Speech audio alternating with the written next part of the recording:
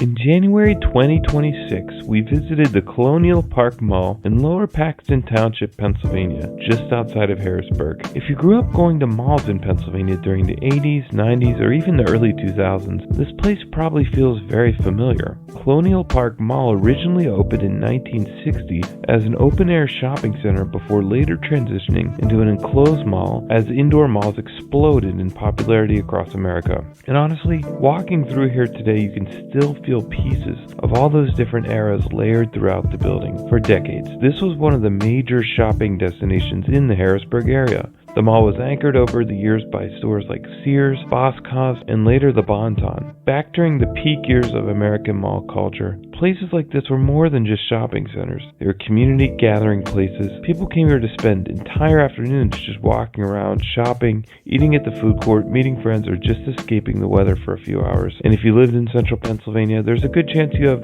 memories connected to this mall. Now, like many malls across America, Colonial Park changed ownership several times in the evolving years of retail. In the late 1990s, the property became part of Glimcher Realty Trust, one of the major mall operators during the height of enclosed mall culture. Then in 2014, ownership transferred to Washington Prime Group after its merger with Glimcher. A few years later, in 2017, the mall was sold to Cohen Retail Investment Group, a company that became known for purchasing struggling malls across the country. Vacancies soon increased, and maintenance concerns became more noticeable, and longtime anchors began disappearing. The Bon-Ton closed in 2018 following the company's liquidations, and Sears eventually closed here in 2021, marking the end of another major chapter in the mall's history. At one point, the property even faced sheriff's sale proceedings connected to unpaid utility bills, which really showed how difficult things had become behind the scenes. Now, more recently, the mall was sold again to a New York-based investor group, with ongoing discussions about redevelopment and what the future of the property could eventually look like.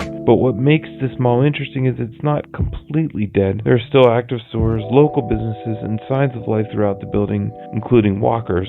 But when you look at the national chain presence today, it's dramatically smaller than what this mall would have been during its peak years. Outside of the BroStocks, the anchor that is still open, some of the remaining recognizable chain retailers are places like Shoe Carnival, Kay Jewelers, and T-Mobile. Only one eatery remains open at the food court, which is called Osaka Japan. The rest of the mall is now made up of local businesses, independently operated stores, service tenants, and mostly vacant storefronts. That contrast tells the story of modern malls better than anything else. At one point, malls like this were dominated by major national retailers, competing for space and foot traffic. Today, these surviving malls often rely on a very different mix of tenants just to keep the property active. Some areas still had some life, but many of the corridors are much quieter and almost frozen in time, which is always fascinating to see. Now in 2026, Colonial Park Mall exists somewhere between past and present. Not fully thriving,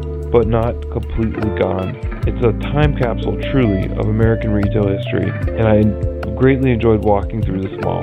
Thanks for watching this visit to Colonial Park Mall near Harrisburg, Pennsylvania. If you enjoy content like this, please be sure to subscribe to this channel, and always, you can find more at BroStocks.com.